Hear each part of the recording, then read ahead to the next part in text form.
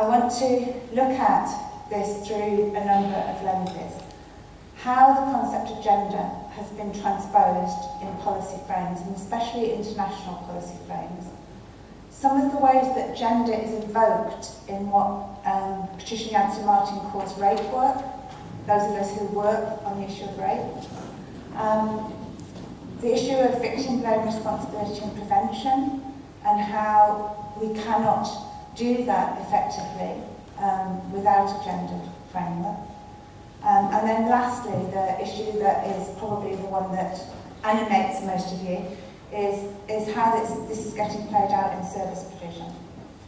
And all the way through, I want you to think about who or what is being de-gendered.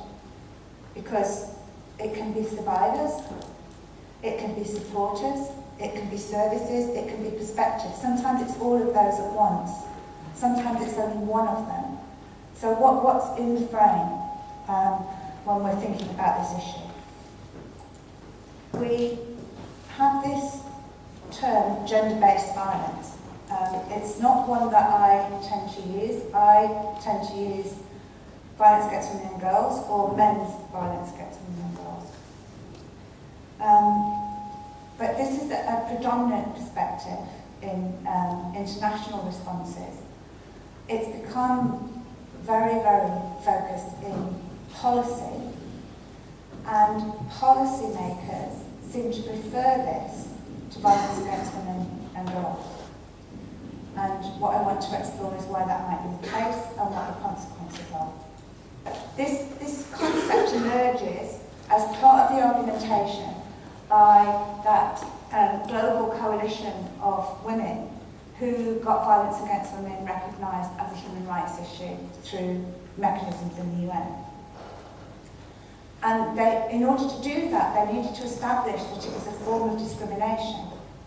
And then the next part of the argument was also a human rights violation, but it was a cause and consequence of gender inequality.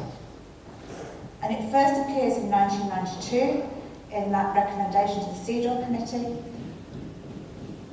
It then becomes, I think, embedded in our policy language in the Declaration to Eliminate Violence Against Women. And for a long time, they are synonyms. You can say gender-based violence, but you actually mean violence against women. Some people, Jeff Hearn, a colleague of mine, argues that most violence is gendered, in that its predominant and expert practitioners are men. War, conflict, gangs.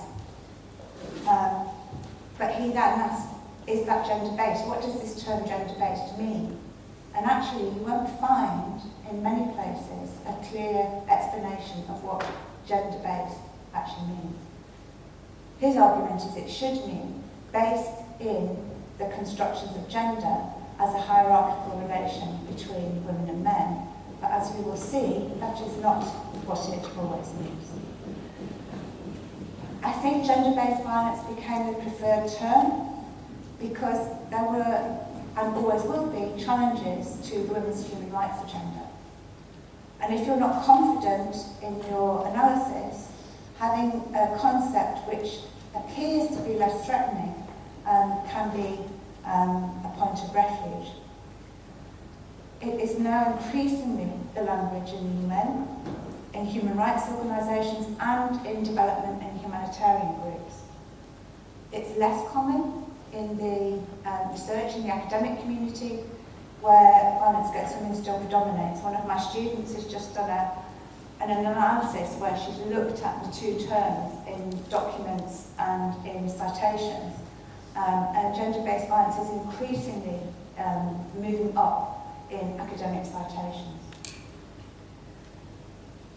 We get to 2006. This is the definition of violence against women in the UN Secretary General's report. Violence against women is any act of gender-based violence that's directed at a woman because she's a woman or that affects women disproportionately. This report does not address gender-based violence suffered by men. So here gender means something different. Here, gender is referring to differences between women and men, not a hierarchical relationship, and as a recognition that men can experience gender-based violence.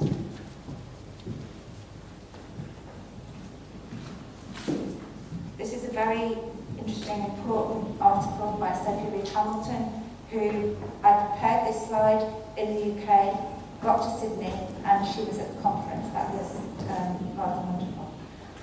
But she says we've got you can see three different ways in which this term is used. There's still that feminist one where it's a synonym for violence against women. Then we've got, in masculinity studies, it's seen as a mechanism to enforce gender hierarchy. So we've still got that sense of gender hierarchy. But it's not just violence against women, it's also sexual orientation violence and sexual abuse of children. So a wider set of violences that are included. And then there's a children's rights perspective, where it's defined as any violence that entrenches and perpetuates gender roles. So all sexual violence appears here. Child soldiers, massacres of men and boys in conflict. You can get slippage between these three, but each of them connects to a slightly different strand of gender theory. So gender is not being used in the same way in these approaches. And the slippage is between that structural analysis of gender as a form of inequality, historically and located in place, and much narrower concepts like roles or identities.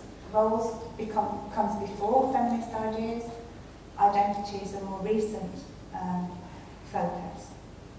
So how gender is used determines whether what we're talking about is violence against women or violence against a much broader category, and actually sometimes violence against everybody.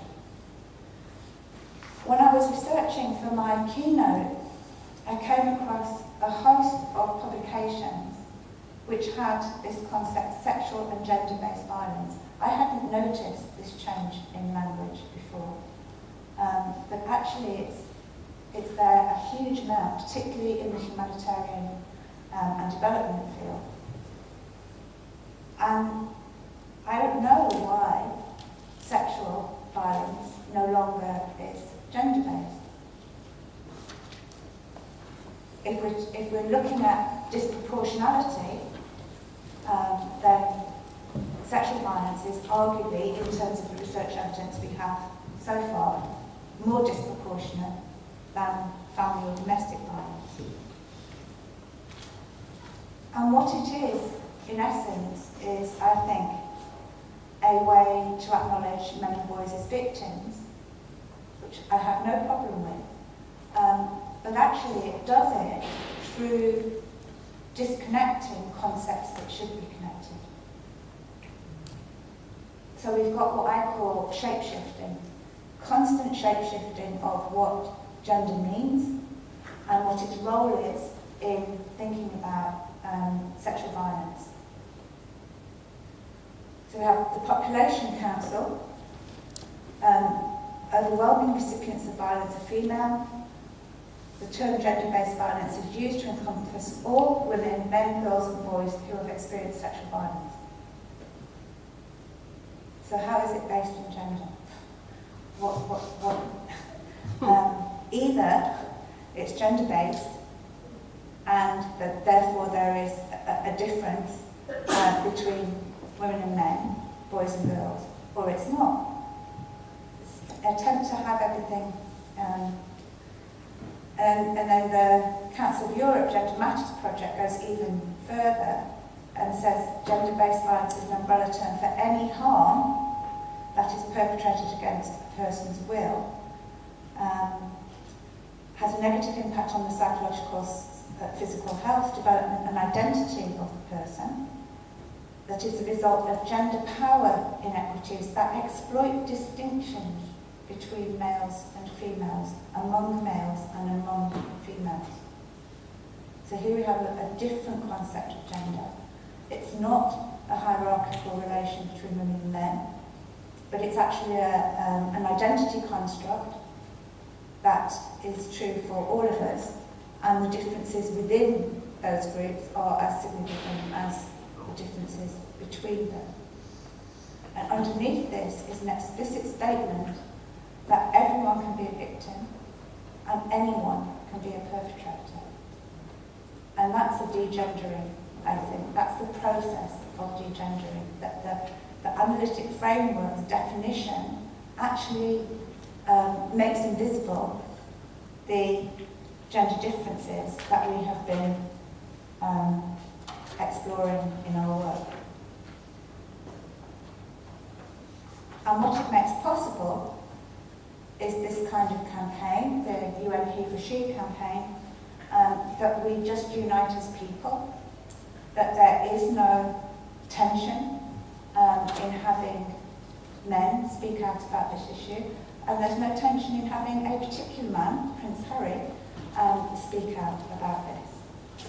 That he can be considered an appropriate spokesman suggests that analysis of power, which the English aristocracy are a quintessential apex of all sorts of power, including colonial power, suggests that all of this has been lost, that the relation of sexual violence to power and as a form of power is not there anymore. And so we have this new focus, very intense focus by the UN on men as allies in ending violence against women. And Rashida Manjoo talked in Sydney about how much energy and investment of resources has gone into this work compared to the previous work that focused on women and girls. So something very peculiar happens in the process. In international policy and in campaigns, women and girls appear as vulnerable victims, but they're not resistors, they're not change makers. And men now appear as victims and change makers, but not as perpetrators. The gendering of perpetration, the fact that for most men and boys who are sexually assaulted, it is also a male who assaults them, has disappeared entirely. So we have a de-gendering of both victimisation and perpetration. In this very powerful discourse that informs the work that many of us do.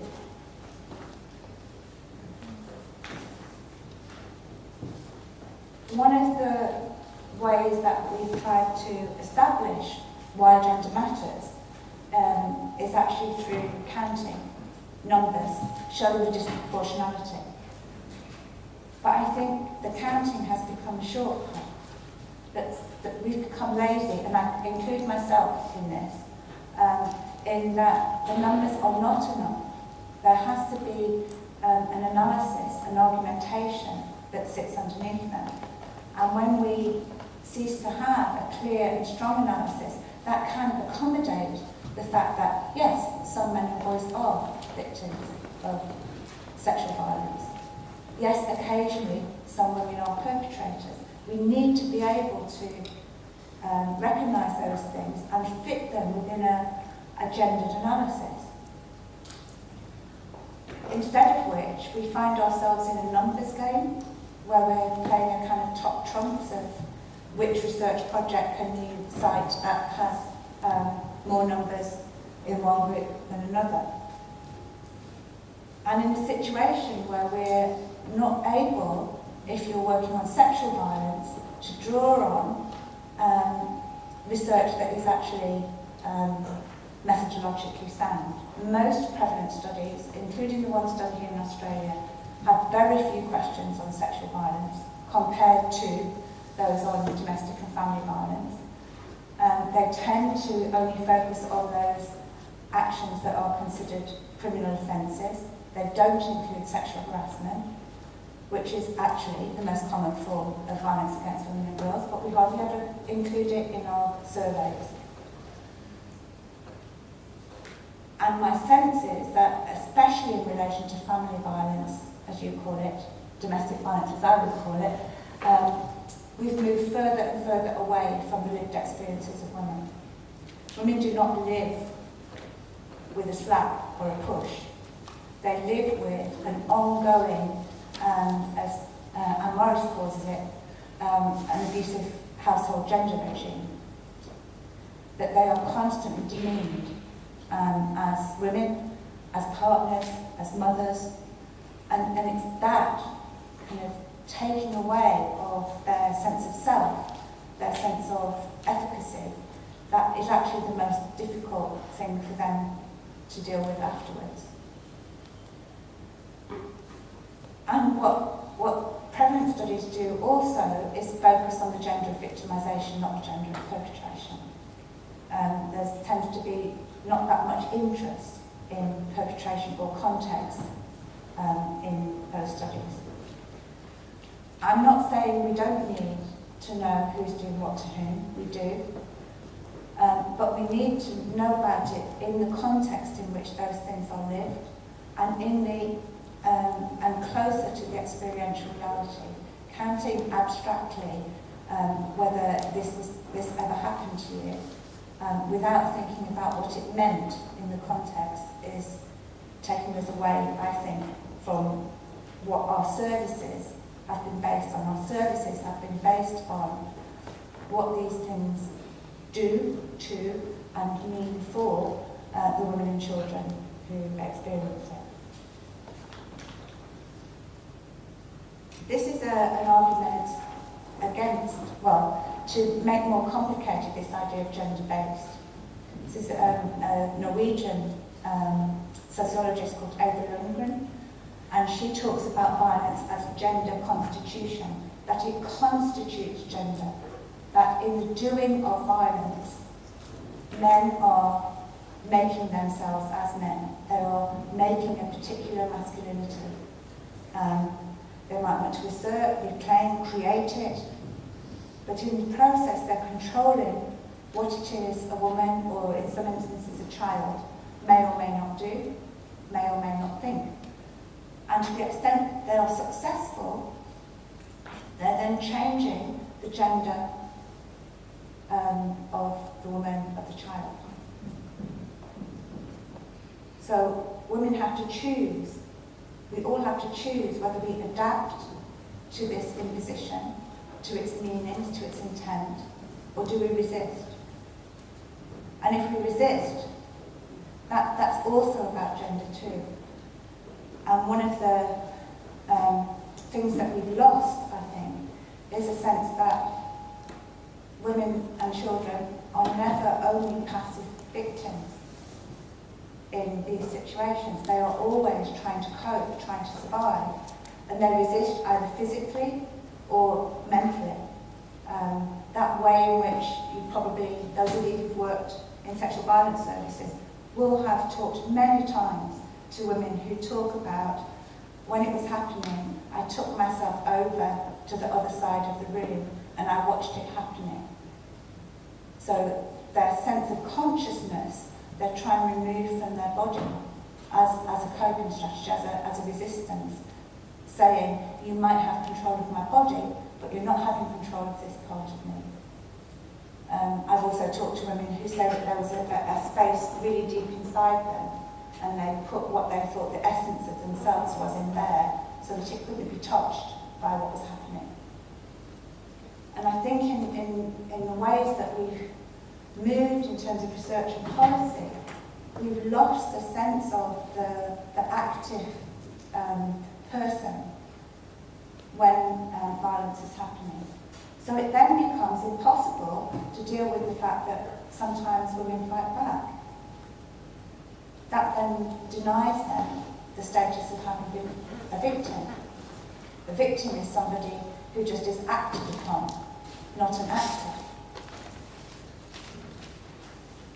So So I think we need to talk not about violence being based in gender, but being constitutive of it in embodied lives. And change, for men and for women, is about remaking gender. That's one of the things we talk about in Project Mirabelle, that actually the men had to remake a sense of themselves as men if they were going to change.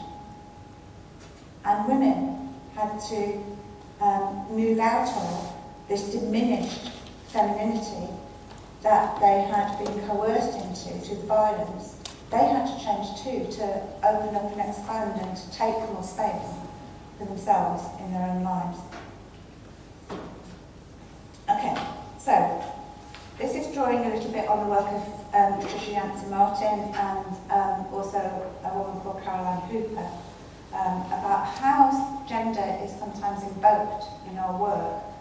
And here I'm thinking primarily about agencies that are not explicitly feminist. So this probably doesn't apply so much to women's sexual assault services, but some of it might. Okay, so there's lots of gendered assumptions that happen. That women or men, usually women, are better at doing rape work. They're more skilled, more able to deal with uncomfortable emotions. Victim survivors prefer, male and female, prefer to be supported by a woman. But then there are those who make the argument, but men give more sense of protection. Jurors prefer male professionals to present evidence. They're seen as more technical, more evidential when they present it. And this argument that actually it's very important to have a male counsellor as a role model, so that you learn, as if we don't already know, that all men are violent. And then there's an argument that can be made that some men and some women might be worse at doing this work. And here the argument is that it's nothing to do with gender, it's to do with the individual capacities and perspectives that we each bring. All of those arguments ignore what Patricia Yancey-Martin says is the agency perspective. That actually agencies, especially the police, require their members to act sceptically towards victims.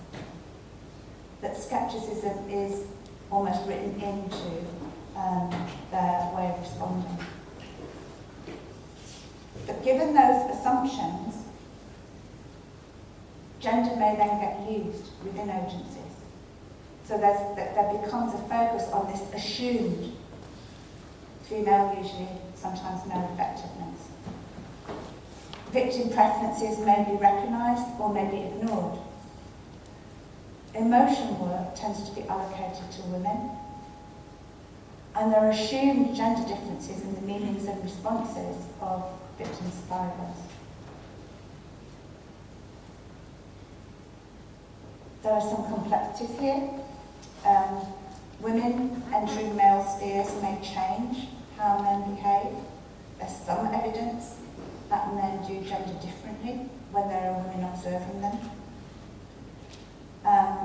We know that women judges are less likely to accept stereotypes and myths in court. Unfortunately, women jurors are more likely to. We expect women to be empathetic, and men are special and get rewarded if they are. And then, out of all of this, becomes this pressure to go mixed in service provision, where equality becomes a language about inclusion rather than the procedural parallel justice ideas that have developed in feminist criminology. Okay, so this section I want to talk about something where I think if you de-gender, you cannot make sense of some of the complexities that we need to address. And one of the things that I think we need to spend more time on is just how embedded victim blame is in our ways of thinking and responding about sexual violence. It is extremely resistant to change, which suggests that there's something quite fundamental going on that we need to get a grip of. This is a piece of work by a woman from Scotland called Una Brooks, where she did interviews and focus groups with young women about the safety advice that they're given about the nighttime economy, clubbing. And initially the young women said all the advice, yes, it was common sense, yes, you should do that. And then when it was explored about whether they actually did do that, they said it was impossible to always implement it. This idea of vigilance, that you should be constantly on the alert, is in tension with what going out for a night out is actually about, that you're supposed to have fun and not be constantly asking questions and watching what's going on all the time. And they also resented that the focus was on their behaviour, that somehow they were responsible for their own protection. And what Una concludes is that one unintended outcome of this kind of messaging is that it reinforces a sense that men's violence is inevitable, because there's no challenge to that, there's no questioning of that, and that young women are culpable if they take risks. And this is a very ugly word, but I think increasingly women, and young women in particular, are being responsibilised for their own safety.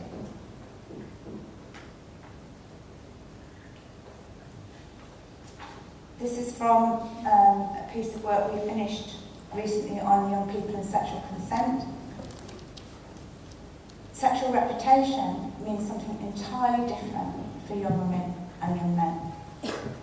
It enhances the status of young men. They're a dom, a player, whereas it's shaming for young women. They're a hoe, a sket, a slag. The words mean the opposite to the same behaviour. And blame came so quickly to these young people, even when they allocated the scenarios that we had, little videos that they had to answer questions in relation to. Even where they thought that a situation was rape, they still would blame the young woman for being there. And there was this inevitability, again, of boys behaving badly, that facilitated holding young women responsible for protecting themselves. And there was a still missing discourse, 40 years after somebody first wrote about it, of female sexual pleasure. And Anastasia Powell, who I had the privilege to meet when I first arrived here last week, has talked about the restricted space that young women have to act in within the unwritten rules of heterosexuality. We can't understand this unless we have a gendered analysis. But instead, we teach young women to say no. And we teach them to say no in a way that has no connection to how human beings do refusals. We are rarely emphatic in our refusals. We're cautious, we're hesitant. We're trying to maintain the relational connection with the other person, however temporarily. Think about if somebody invites you to go out for dinner and you really don't want to. Maybe they're a really bad cook, or maybe their housemate is somebody you can't bear. You don't say no. And don't ask me again. You say, oh, maybe I need to look at my diary. That's how we do refusal. But somehow, in the ways that we are teaching about healthy relationships and sexual consent, we're teaching young women that they have to do it in an entirely different way, in possibly one of the most complicated relationally contexts.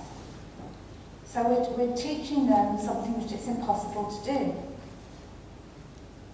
but then they blame themselves, and others blame them if they're assaulted. And I think teaching young women to say no is at odds with this idea of communicative sexuality that's at the heart of your law on sexual consent and our law on sexual consent. So we're arguing that we need to reframe consent, that it should be an enthusiastic and embodied yes, and that we should focus on the seeking and the getting of it, rather than only the giving of it. But again, you need a gender analysis in order to get to this point. And our prosecutors and police have, in January, announced that they are going to try and shift the focus of their investigations and how they present cases in court through this idea. But the first time I sat at a table with them and raised it, they looked at me like I was an alien, because our thinking is so much about giving and whether a no was said, and whether a no was said clearly and emphatically enough, rather than was a yes sought and was it got. Okay, so let's move to the issue of service provision. I thought I might just show you this slide, which is from a book published by New York radical feminists in 1971 on what a rape crisis centre should do. I'm not going to read through it. You can just have a look and see how many of those things we still think is the role of a rape crisis centre. Okay, so what is at stake in terms of our service provision? I want to start by saying very clearly and categorically, I think all survivors should have access to services and support. It's a fundamental principle. But I think we need to, within that, think what is it that makes a difference, for whom, in what ways. For me, being part of the women's movement, being part of establishing a shelter and a rape crisis centre in the 1970s, it was about women's leadership. It was a space for us to learn to do gender differently. That actually those women-only spaces enabled me and many, many, many other women to be different than they would have been otherwise. I would not be standing here in front of you, I certainly would not be a professor, had I not had that space in which to learn and feel that women could do anything. And I worry that we will lose those spaces for new generations of women. There were also spaces in which we could explore the gendered meanings and impacts. We could ask questions, we could talk about the ways in which we change our behaviour because of the threat of sexual violence. Things that were felt and could be spoken, where we could talk about the breach of trust and of bodily integrity that sexual assault involves, but also a space where maybe you can begin to restitch some of those connections to others. And my question is, if our spaces are de-gendered, what's gained and lost, and for whom?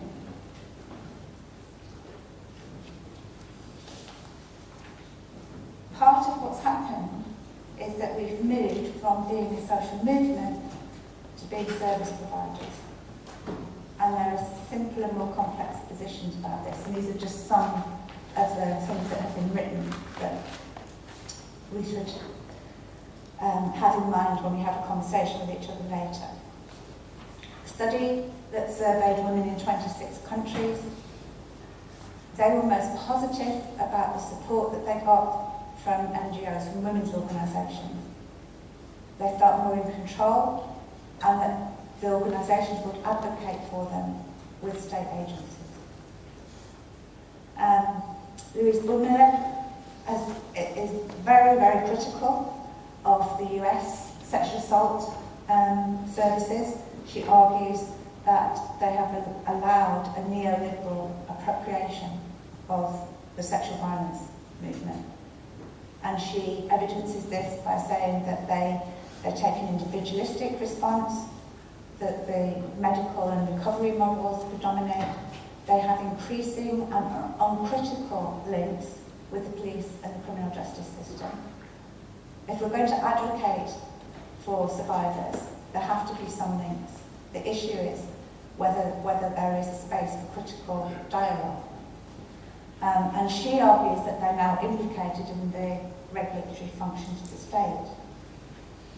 A slightly less absolute position is that rape crisis centres have become more professional, they're more bureaucratic, more hierarchical, they require qualifications, they're less radical and more collaborative with the state.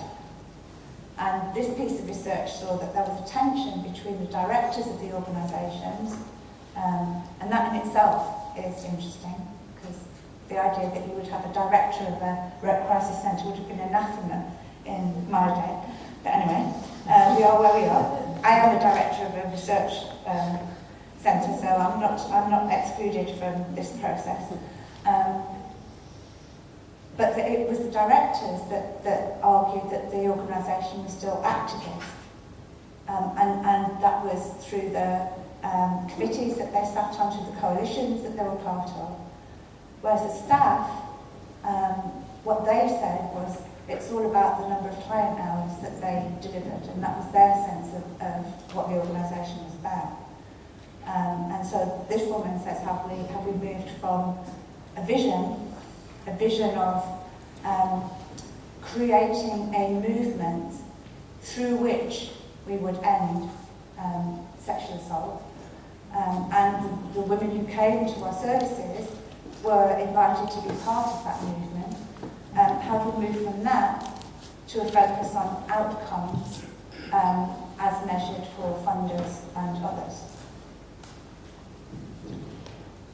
I think both of those critiques, whatever we want to take of them, what they are arguing is that these processes take you closer and closer to a mainstream which will have a preference for gender-neutral service provision.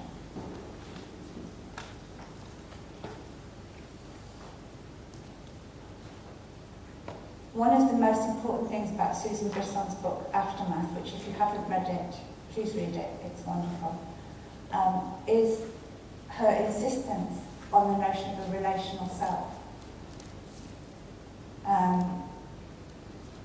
She said, I develop and defend a view of the self as fundamentally relational, capable of being undone by violence, but also of being remade in connection to others. And my argument would be that we should locate our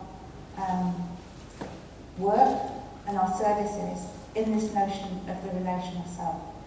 That actually the work we're doing is a remaking of those connections. And in the remaking, it matters who each of those people in the relationship is.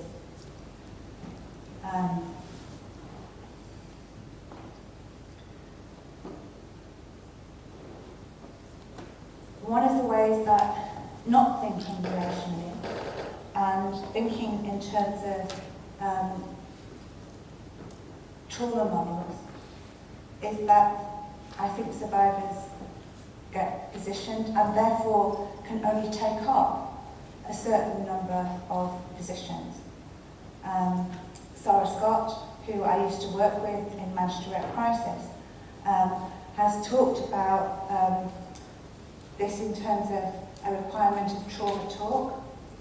And we can see this, I think, in how survivors now are invited to be part of the media. They're invited to give testimony about their abuse. They are not invited as experts on the criminal justice system, on the health system, on prevention, all the other things that they undoubtedly have thoughts, ideas, contributions to make. They're only invited to do what Sarah calls trauma talk. And her challenge is that, are we creating identities and ways of life that are not enriching or liberating? And one of the themes that has been in my work for the last 3 years, drawing on Evan Stark, is that we have focused far too much on safety and not enough on freedom. That violence is an interference in your freedom to be yourself, to be in your body, to be in whatever place you want to be in. And that the change that we need is not just about safety. Safety is a minimal position. What we ought to be talking about is freedom. We're calling that idea of women's liberation. So, I think we need to ask these questions about what services, whose gender and whose choices. Are we talking about survivors? Are we talking about supporters and professionals? Whose needs and preferences are being taken into account? And do we think the same needs are there in relation to gender in all the processes of dealing with sexual violence? I would make a distinction between the reporting and the criminal justice frames and the frame of making sense and moving on. I think the relational self is important in the reporting part, but it's fundamental to the making sense and moving on.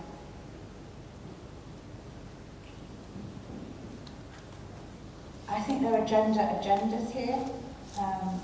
They're probably slightly different here in Australia than they are in the UK, but some of them probably parallel. There are interests at work, groups of survivors, workers, funders, political movements. And I think we need to analyse these, analyse alliances and allegiances. The challenge to women's services, to women-only space, actually has a close fit, I think, with neoliberal approaches to NGOs and service provision. The competitive tendering, the lowest price, lowest common denominator, outcome measures, all of those fit neatly into a gender-neutral framework. And the gendering that I, and I suspect many of you, still want is actually about the quality and the content of what it is that we're doing, and that it is not disconnected from the social movement to actually end violence. And I think we need to be really clear about what women-only spaces enable, what then is put at risk, and for which groups of women. There are some groups of women where actually the women-only concept actually meant it was possible for them to access services, possible for them to dare to speak things that are still, in some senses, unspeakable in their communities. And I worry that without that space, they will go back to not speaking. I think this is my last slide, I just need to check. Yeah.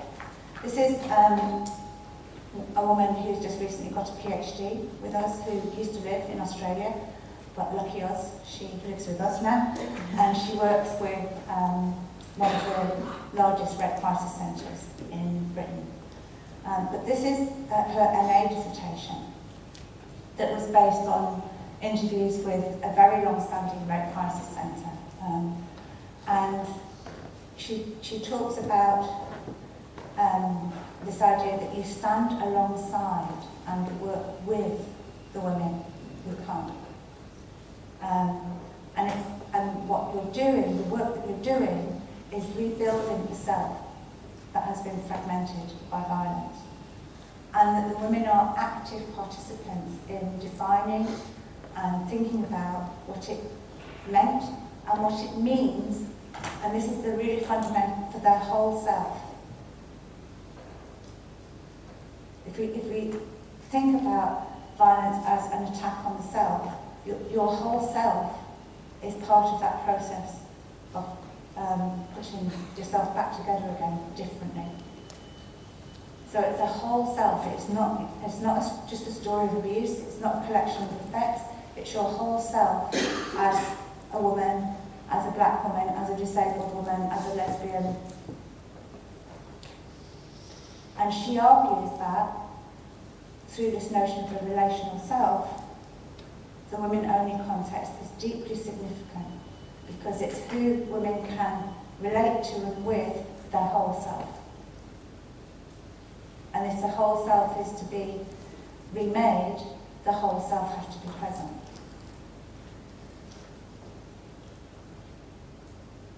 So her argument is that if we see this, if we see rape crisis centres, she calls them the whole place self, then they need to be gendered.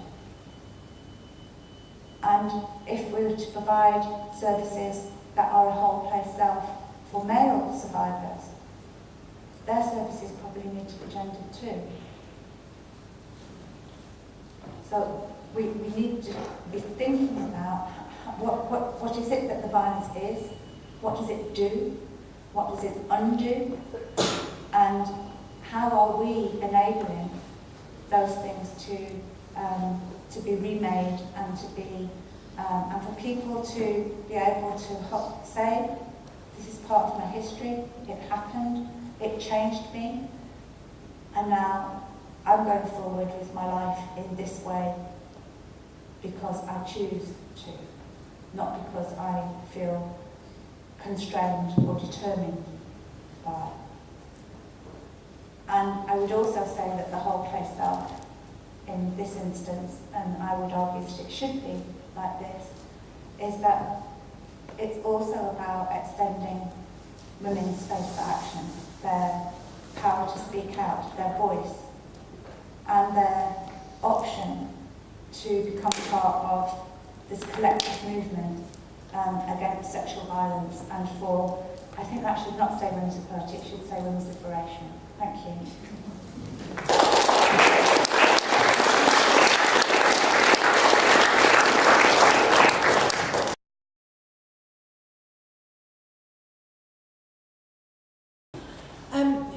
Going back to in your earlier presentation, we were talking about gender violence and the use of the gendered term. I have an equal revulsion to the term intimate partner violence, because I find that also degenders the significant amount of male violence against women. I was wondering about what you thought of intimate partner violence. Anyone else? Doesn't have to be a question, be part of the conversation. I'm Bonnie, I work at a variety of places, including the Women's House, the Community Association, which is a women-only space that's founded on a great class model here in Brisbane. And as far as we know, it's possibly the last one of its kind in Australia, so it's entirely financially autonomous, it's got a large amount of financial reserves, it's entirely built into an open space with a very far-away feminist analysis. And so I spoke on it last week at the GBB Research Network Conference in Sydney. I was put alongside Michael Flood, so speaking at the same time as a very significant male academic who speaks about men's violence. So a lot of people chose to go to his session.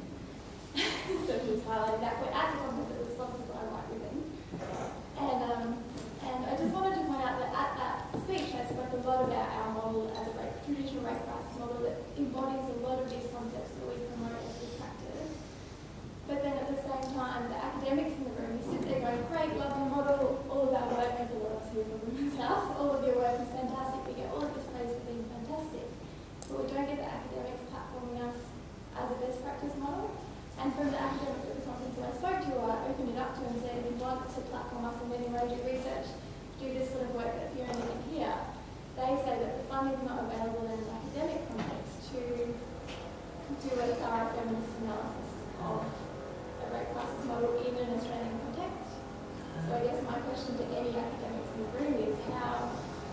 if we agree with all of these concepts in speech, how do we take this forward in our work in an Australian context? It's one thing in a British context where there is, to me, more of a feminist analysis because of the different histories and their stories around work. But how do we do this in an Australian context where we come from, like GBB is a term that's been used here for about 15 years, like we come from a very de-gendered context.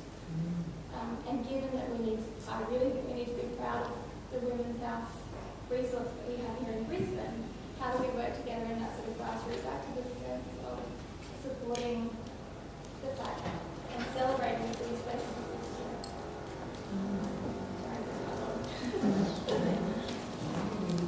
That's true, really good. Okay, James.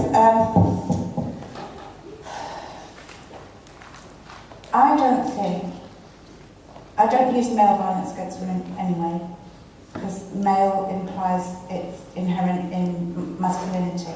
I use men's because it belongs to the men who use it. But I don't think men's violence against women helps, because what we're needing to identify is a particular form of violence that happens within relationships. But I'm saying intimate partner violence is now becoming more and more... Yes, can I? Yep. And I think intimate partner violence emerges in the academic sphere to make clear that that's the relationship, not the wider family violence framing that has so many variable, different relationships, and they are not the same dynamics in the violence that occurs between elder abuse, child abuse. You know, some of it is about power and control, yes, but not all of it is. So the power and control analysis that has been so much part of looking at, and then you get into language that I think is so clunky that no woman's ever going to use it. So violence against, men's violence against, no men's violence against women. It's kind of, you're never going to recognise your own experience in that, are you? So I still use domestic violence because it's recognised and it doesn't work at a conceptual theoretical level, but at a naming so that women can see themselves in a concept. So I think there are really complicated things about naming. There's a slide in one of my lectures that's all about naming and who's the naming for and who does it work for and who does it not work for. And I think we're in a complicated space where there are things that are recognised in certain communities and places that don't clearly name who's doing what to who. But I'm not sure that every child abuse doesn't. Child sexual abuse doesn't name who's doing what to who. Trafficking doesn't. So I'm not sure we can have concepts that clearly name who's doing what to who. That's a different part of our work, is what I think. Sometimes I'm a pragmatist. I think changing names for the sake of it, for being accurate, when actually they're not going to reach anybody. The point of our work is to reach women in the first instance, but also wider communities and interest groups. And if our language is so complicated that we don't communicate with anybody, then it's a bit pointless. Language is to communicate. So I can be a pragmatist sometimes about that. Okay, hi Bonnie. I think there isn't only one way to do research. So this slide up here, this was an MA thesis done by somebody who was working full-time at the time. And she created a really interesting, powerful analysis. So it's not that you need necessarily, it would be great to have funding to do a detailed piece of work, but you don't always need that to start something. And those of us who are academics and who have students who are looking for dissertations, who are looking for, we should be encouraging them to pick up topics that are actually important to the sector. And particularly, we should be encouraging our best students to do that. The ones who are going to fly and maybe produce new concepts, new ideas. And I do think that's our responsibility to do that. And I also think it's our responsibility to try and find money to work with partners in the sector. So we just finished a piece of work where we were working with one of the domestic violence providers where we followed 100 women for 3 years. They wanted to know whether their own work was effective. They wanted to know what happened to women after they left the services. And so we worked with them to do that, and it was the most magical project. It was wonderful. And I've been going and presenting on it, and the women who were part of the project have wanted to come with us and talk about, so not to be anonymous, not be, because they felt so, they felt that they gained so much in the process of 4 interviews, and we had our artwork and all sorts of things as part of it. And we've just got some money to work with our Red Crisis networks on their own data. They all think that there are really significant, important things that we don't know in their data, but they're not data analysts.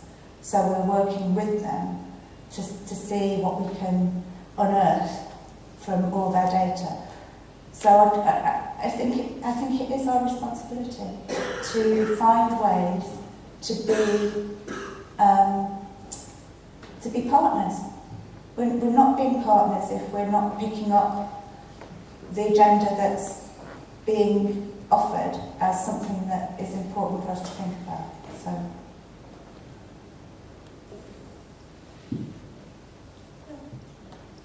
It's more of a comment. And the first one, intimate partner violence, sometimes you can draw an anti-American sentiment, because that's a very American term that was totally funding driven. That switched to that term, intimate partner violence, was during the Bush administration through the Department of Justice that funded all the research. So once the funding calls changed to that language, everybody picked it up so they could get some money. So that's the context of that.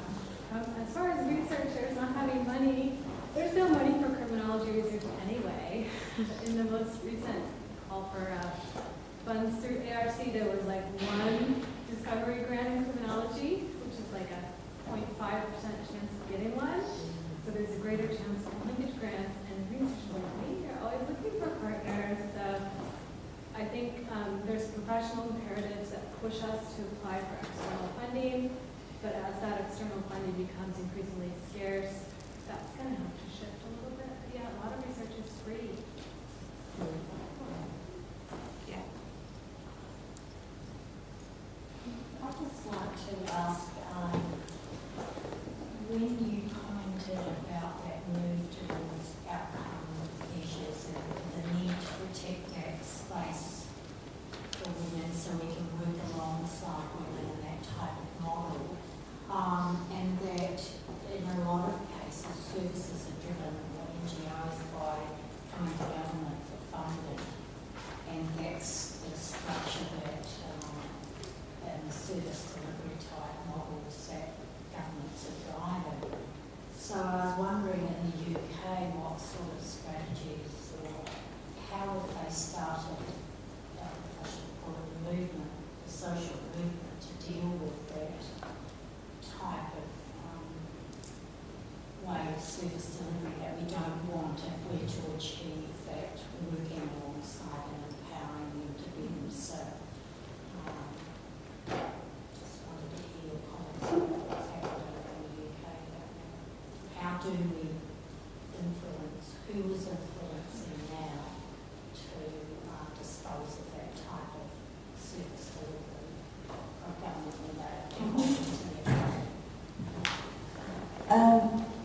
There's two different stories to tell here. The domestic violence sector and the sexual assault sector have different ways that they've engaged. The domestic violence sector, I would say, have had the lionesses' share of the resources for a very long time, and in the process, I think got closer and closer and closer to government. That model that Bunilla talks about. And that meant that they, I think, lost more of the sense of what it is that they do that's different to any other organisation.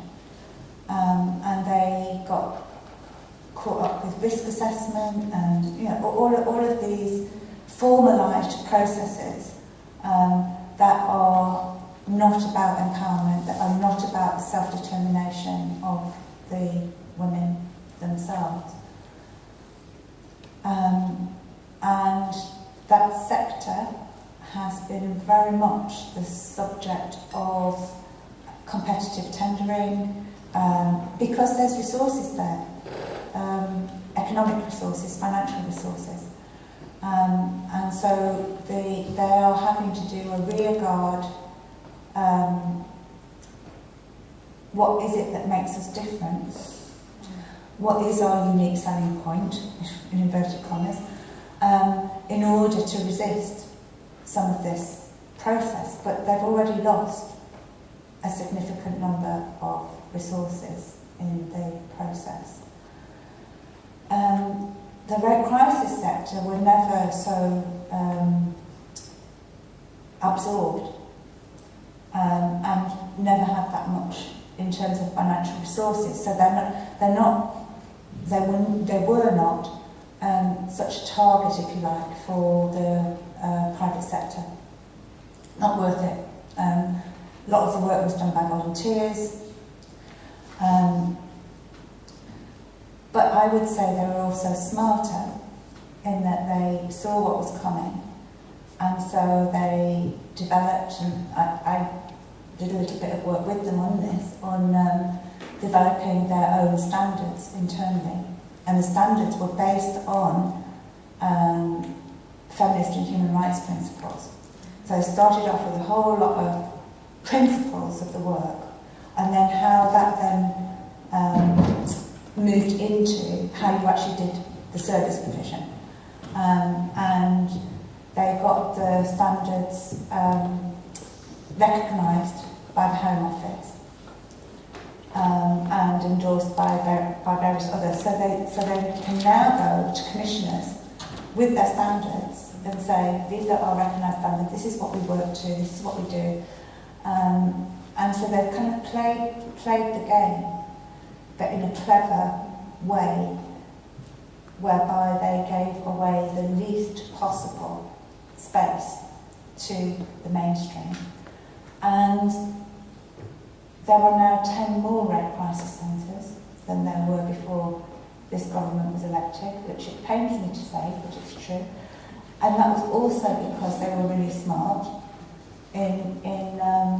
before the election in challenging all the parties about the fact that there was so little money. It was the beginnings then of this, it has never stopped, this public outcry and debate about sexual violence in the lives of children and women. It's never out of the press and hasn't been for the last 4 years. And so they challenged them to say, what are you going to do about support services for survivors of sexual violence? You say all this rhetoric in public, but actually, look, there's hardly any support. And Theresa May, who's the Home Secretary, agreed and said she would commit herself to.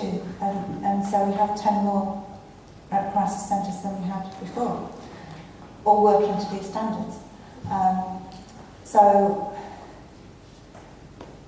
So there's something, I think as the model that Bonnie's talked about, which is to be entirely independent and to sit outside the system and to be a kind of beacon, if you like, on it. And then you've got another model, which is the model of those groups, which is actually to anticipate what's coming down the line and to shapeshift. The word shapeshifting comes from one of these women, that actually they think that what they've learned to do is to shapeshift, but without leaving their principles and their ways of working behind. But you've got to strategize and think about it and anticipate it, not be kind of knocked over by the next wave of whatever change comes your way. So it actually requires being incredibly strategic, and also constantly in conversation with whoever you think of as your reference group. So I imagine here it might be your state, or it might be a particular kind of provision cross-state, but you need to be strategizing and planning and thinking together in order to make that work.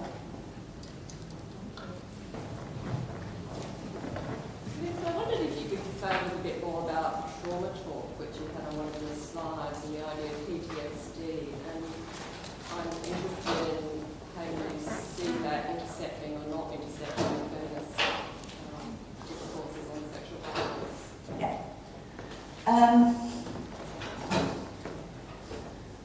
This is very complicated, but I want to talk about the consequences of sexual violence, of all violence. And those consequences are not only psychological, and the consequences are not only personal, because there's a consequence for the whole group of us. So I don't want to only psychologize the impacts. That's probably because I'm a sociologist. But it's also because I want to link it to a wider political analysis and a social movement. And I think once we start focusing almost entirely on the psychology of it, we lose that. And I've also, ever since my PhD, wanted to talk about the ways women cope, the ways they survive, the ways they resist. And I feel the more we get pulled into a trauma discourse, the less visible those things are. They're often not visible to women themselves, because resistance only counts if you were successful. So women don't talk about the things that they did that didn't stop what happened happening. And you only get to that if you explore it with them and if you ask questions with them. So I think there's a way in which the trauma discourse and post-traumatic stress disorder flattens the experience, but also the differences between women. And I think it creates a kind of expectation of a certain kind of pathway. It's a pathway into mental health problems, it's a pathway into substance misuse, it's a pathway into problematic behaviours. And the pathway of many of my friends who are successful, who are confident, challenging women, disappears altogether. So, and I think it's not an accident that the trauma model and the vulnerable victim and the almost spoiled identity to use a Irving Goffman phrase, idea, has increased at the same time as those of us who have a public position cease to say that we're survivors. And I don't think that's a good thing. I think it's so that's my critique of it. At the same time, I know that it has enriched the practice of many people who do direct work with survivors. Survivors themselves find meaning and comfort in some way in some of the ideas. So I'm not saying it has nothing to offer. What I'm saying is my discomfort with it is to do with those things. At the same time, I know that it offers possibilities that have been important in practice.